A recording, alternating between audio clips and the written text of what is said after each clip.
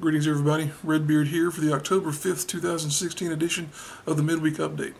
In a recent edition of his podcast, Ric Flair claimed to have had sex with Halle Berry. She, of course, has denied this claim. I'm sorry, Halle, but it's a little bit too late for you to start acting as though you're embarrassed by things. We all knew you were in Catwoman. Yeah, too late.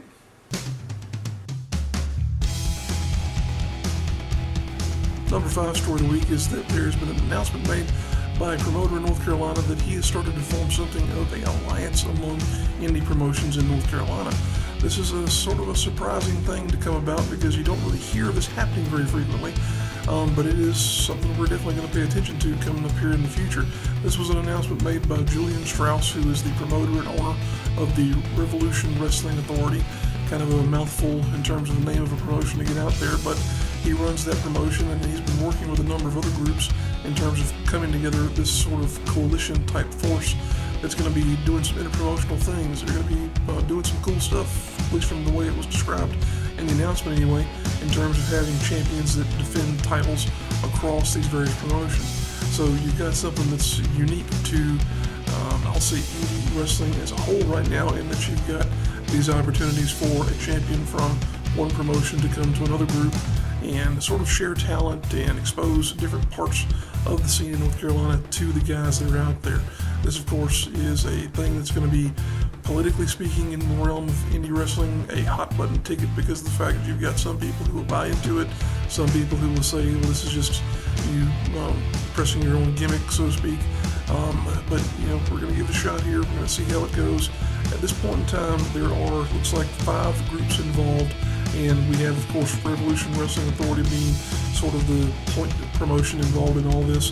And then along with them, you have Pure Pro Wrestling, Southern Wrestling Alliance Carolina, Carolina Wrestling Showcase, and North American Wrestling Alliance, all involved in this. And it does look like it could be something cool. There have been some rumblings that there are some people who are interested in the North Carolina scene and having a conglomeration like this to sort of go at odds with other promotions, and also potentially with the possibility of a athletic commission coming down the pipe there. This would be an interesting thing to have built together. But you'll notice by there not having been involved in that list, 2 promotions in particular out of North Carolina who are not involved in this little scenario. Those being, of course, PWX and AML. Yeah. Go ahead and form your own conclusion there about why they might not be involved in this whole thing, but regardless, definitely an interesting turn of events and something that we'll continue to follow closely as it continues to develop. Number 4 story of the week is that WWE Superstar Jamie Noble was stabbed outside of his home. I'll go ahead and say that Jamie Noble is probably very lucky to be alive right now, because if the situation has been a little bit differently, he could have been in an area where he was not sort of in control of the scenario, or at least in the proximity of people that he knew, and he very well could have died because of what happened.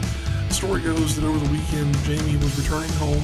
He had been on the road for a couple of different WWE programs. He's not an on-air talent anymore.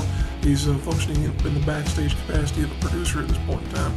But story goes that a couple of individuals approached him as he was returning to his home in West Virginia, and they basically confronted him and said that he had run them off the road. Noble has made a statement in the days after this event that he may or may not have actually done that. He has said, I was driving hundreds of miles. I may have dozed off. I couldn't remember exactly what happened, but regardless of that, they confronted him, attacked him, and from what he said, he tried to defend himself, but wound up being stabbed by not only just one person, but there wound up being 3 individuals who were involved in this attack. He had a severe knife wound to his back. He suffered a punctured lung, and here again, could have likely died if he had not been able to receive medical treatment in a very quick response type scenario. Just bad scene all the way around. And from what we understand, we're not quite sure why he lives where he lives. The area has been described as a trailer park. So why WWE Superstar is living in a trailer park, we have no idea. But we've kind of gotten an inclination that this is not exactly a well-to-do area. We've heard some comments from people online talking about how this is a rough scene. But yeah, regardless, Nobody deserves to be stabbed outside their own home. But at any rate, we're glad to report that he is on the mend. The doctors have told him he's more or less got a 100% chance of getting back to full strength again there, so he should be fine. But still, it's a tough situation, and the real iffy part about this is that there doesn't seem to be a whole lot of opportunity for justice, because the identities of these characters, perpetrators, whatever you want to call them, it's kind of anybody's guess. It's a situation where he's hoping someone comes forward with information, but regardless, it's just good to know that he's going to be okay, and that we'll be able to move on as far as him being a part of their roster and a part of WWE in the future. So, yeah, good luck and good healing for Jamie Noble. Number 3 story of the week is that Alberto El Patron has allegedly been attacked as part of a robbery. I have to throw the word allegedly in there because there's some question about this story, and it's evolving as we speak, more or less. But the situation is such that we heard over the past couple of days that Alberto had no show to AAA event in Mexico. They then issued a statement more or less saying he told us he was coming and just didn't show up. So they kind of had an inclination that this was another situation where Alberto, who has unfortunately become somewhat known for no-showing events, just decided not to come. It's a little bit odd in that they made the statement, and then following that almost immediately you had the announcement by Patron, who came out and said, okay, well, this is actually what happened. And he came out with a story saying, okay, well, I was attacked outside of a restaurant and suffered stab wounds, this, that, and the other.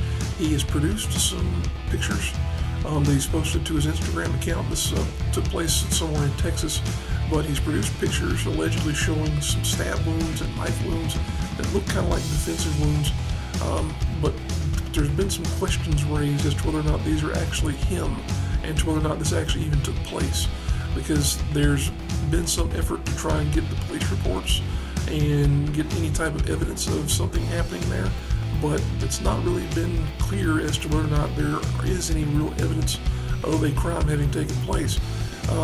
This is one of those things where people really have been trying to pursue this for God knows what reason, but they more or less just want to determine whether or not he's telling the truth.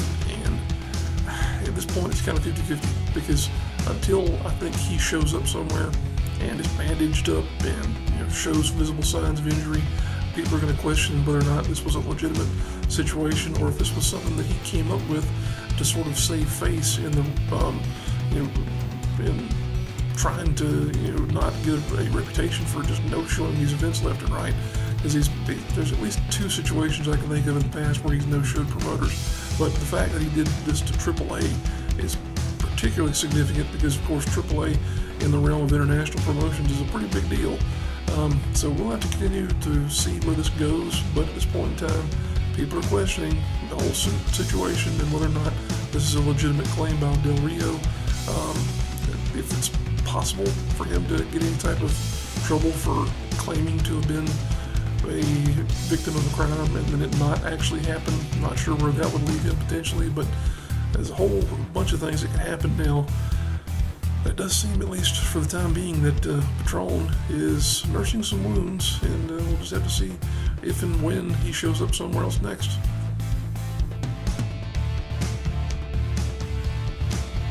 Number 2 story of the week is our reaction to TNA's Bound for Glory pay-per-view, and a little bit of commentary on where the company is moving forward, at least from what we've heard at this point in time. First things first, we'll talk about the pay-per-view itself. We caught a little bit of it in a replay format. Not a whole lot to write home about here, with the exception of the Great War, that being, of course, the match between the Hardys and the Decay for the Tag Team Championship there in TNA. Here again, just incredible stuff. It really and truly, it's one of those things where you could say this is bad on the level of bad horror movie type thing, but at the same time, it's just so unique and so different from anything else that's going on in wrestling right now.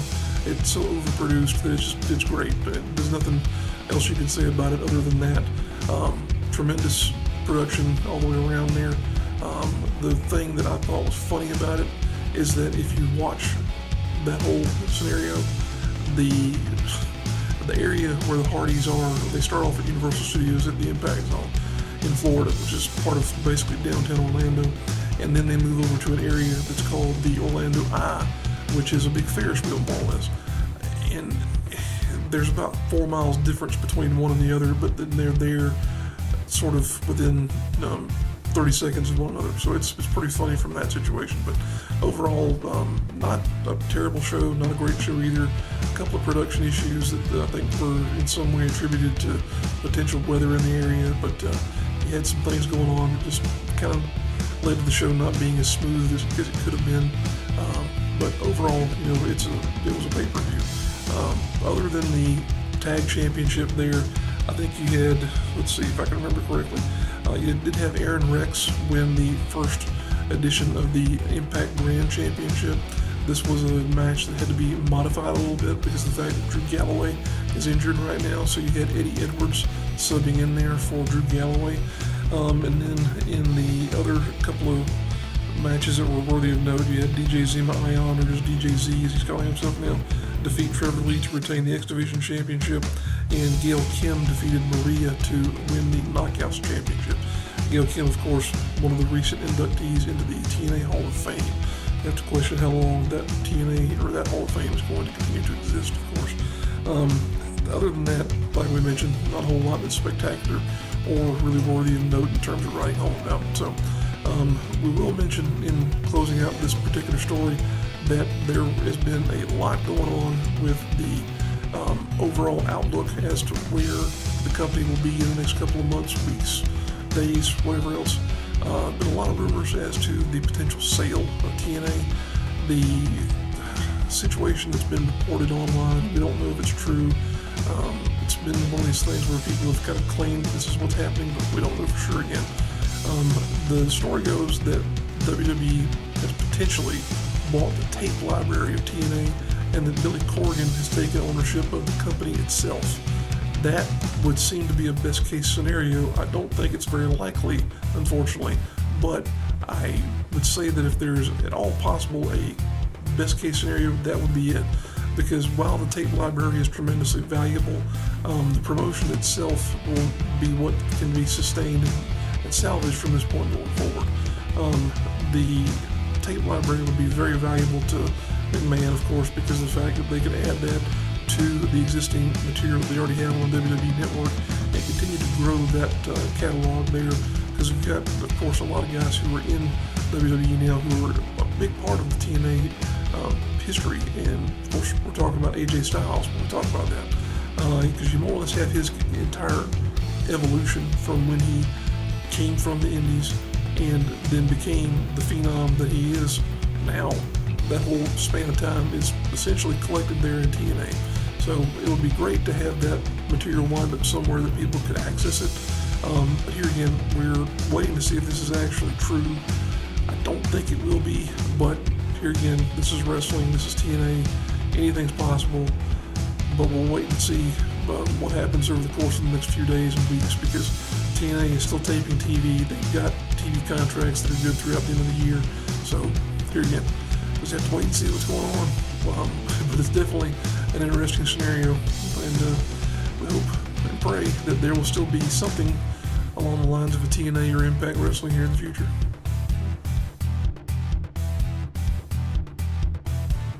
And the number one story of the week is our preview of the WWE No Mercy pay-per-view coming up this Sunday. This is a SmackDown brand pay-per-view. This is their second pay-per-view that has been exclusive since the 2016 WWE Draft and brand extension.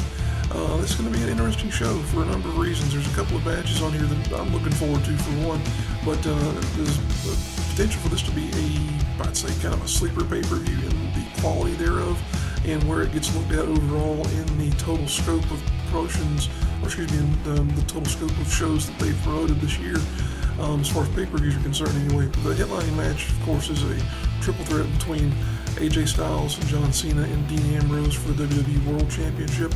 Styles, of course, is the champion right now. Potential in this match is for Cena, of course, to at least tie the World Championship record with that of Ric Flair. He's sitting on 15. If he wins this one, it'll be 16. Do I think he'll win it? I don't think so. Not with the possibility of him leaving again soon to start promoting and filming another TV show or something along those lines. I just don't think that with the potential for him to be a absentee champion that they will put that risk on the possibility that he might not be around every single week to carry the belt and to carry the SmackDown brand. Would it be a smart thing to put him with the belt?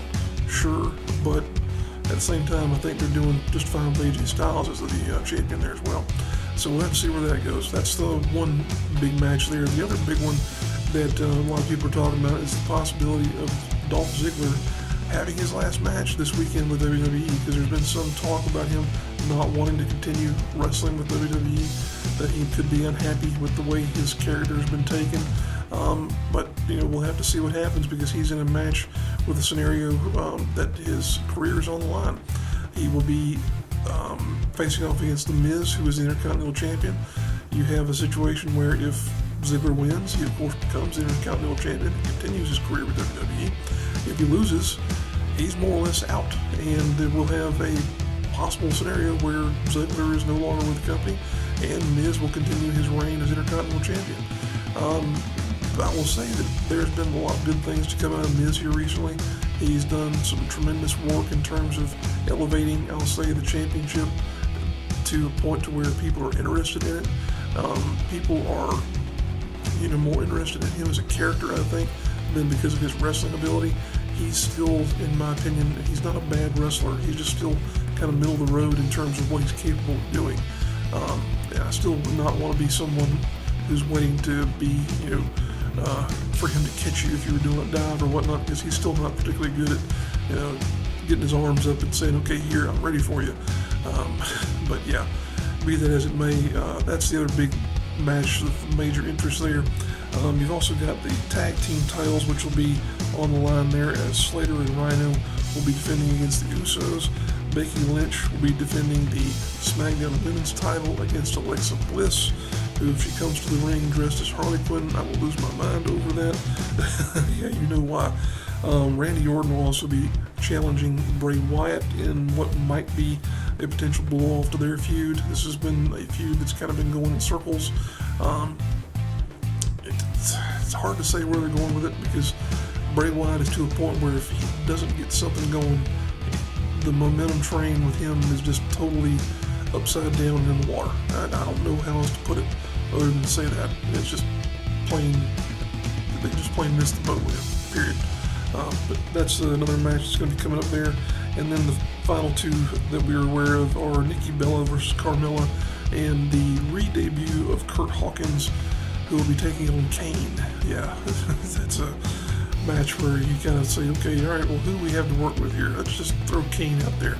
He's serviceable. Yeah, he won't hurt anybody. So yeah, Kurt Hawkins back in WWE. Yeah, it's an interesting thing there, but we'll see where that goes, and we're also going to have to see where things go this weekend in terms of the local events that are on the schedule, because if you hadn't heard by now, there's a little thing out in the Atlantic Ocean called Hurricane Matthew that may or may not decide it wants to come ashore somewhere in the Carolinas. So, with that said, there is a possibility that we will have somewhere between 8 and 10 shows happening around the Mid-Atlantic in Georgia this weekend. However, there has already been an announcement made that 2 of the events that we have in the next set of posters have been affected by this. We do know that the Mid-Atlantic Championship Wrestling event that was scheduled to take place this weekend has been rescheduled. We also have gotten late word that the Old School Championship Wrestling event that was going to take place in Hanahan, South Carolina, which is just outside of Charleston, has been postponed as well. I believe the date that they've rescheduled that one for is December 4th. I think the Mid-Atlantic Championship Wrestling date will be December 17th, but we'll have updates on that as it becomes available. Regardless, we do know that those 2 shows have been affected. There's a possibility that others could be affected as well. We would definitely encourage you to pay attention to social media. If you were looking to get out and about this weekend in the middle of all the weather, we would encourage you, of course, to do so safely. If you have an inclination that there's going to be flooding or whatnot in the area that you'll be traveling to, stay home. No reason to go out and about and do that. But if you can travel safely to these events, and they are actually happening, We're going to bring you this set of posters here now to let you know what's happening in this part of the world. And then we'll be back in a few moments to wrap up the show. Appreciate you guys tuning in.